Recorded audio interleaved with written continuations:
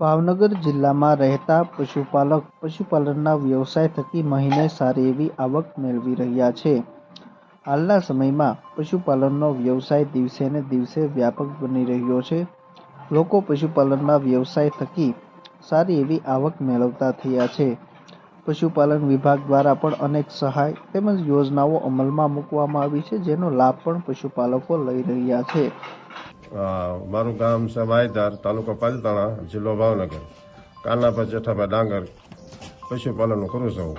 હું 7 ચોપડે ભણેલો છું અને લગભગ 25-30 વર્ષના વ્યવસાય કરું છું આવડે પશુપાલનનો. મેં 4 ગાયો સાથે 3 ભેંસો હતી. એમાંથી બધું વધારતા ગયા.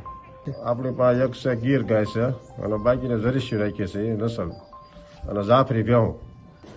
સાફ સંભાળમાં શું છે, સાફ સફાઈ બધી સુખાઈ રાખીએ છીએ. પછી ઘાસચારો બધો કાપી નીરીએ છીએ, લીલું સૂકું બધું ભેગું નાખીએ છીએ. એને સવાર સાંજ 2 ટાઈમ સફાઈ પૂરેપૂરી કરવાની. પછી ફોરા સિસ્ટમથી એને બધું સાફ કરવું પડે, ગાદી બધી. હાલ અત્યારે આપણી પાસે છે એમાંથી 3 જ ગાભણ છે, બાકીના બધા દોવાઈ દેશે. અત્યારે ટકે 35 લીટર જેવું દૂધ થાય છે. 35 એટલે દિવસ દરમિયાન 70 જેવું થાય આખા દિવસનું. આપણે માહીમાં ભરીએ છીએ. અત્યારે આપણે ગાયોનું દૂધનો 35 થી 40 રૂપિયાનો ભાવ પડે છે અને ભેંસનો 65 થી 70 રૂપિયાનો.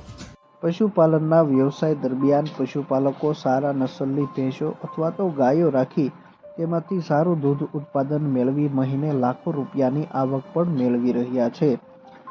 ભાવનગર જિલ્લાના પાલીતાણા તાલુકાના માયધાર ગામે રહેતા પશુપાલક કાનાભાઈ, જેઓએ ફક્ત 7 ધોરણ સુધીનો જ અભ્યાસ કર્યો છે, છેલ્લા 15 થી 20 વર્ષથી પોતે પશુપાલનના વ્યવસાય સાથે સંકળાયેલા છે. હાલ તેઓ પાસે અલગ અલગ નસલની ભેંસો તેમજ અલગ અલગ નસલની ગાયો રહેલી છે, જેના થકી રોજના માટે એક ટાઈમનું 35 લીટર અને બંને ટાઈમનું મળીને 70 લીટરની આસપાસ દૂધ થઈ રહ્યું છે, જેનું વેચાણ પોતે ડેરીમાં કરી રહ્યા છે, જ્યાં તેઓને ગાયના દૂધના ભાવ 30 થી 35 રૂપિયા 40 રૂપિયા સુધી મળી રહ્યા છે, જ્યારે ભેંસના દૂધના ભાવ 1 લીટરના 65 થી 70 રૂપિયાની આસપાસ મળી રહ્યા છે. પોતે પશુપાલનનો વ્યવસાય યોગ્ય રીતે કરતા હોવાના કારણે શ્રેષ્ઠ પશુપાલકનો એવોર્ડ પણ જીતી ચૂક્યા છે.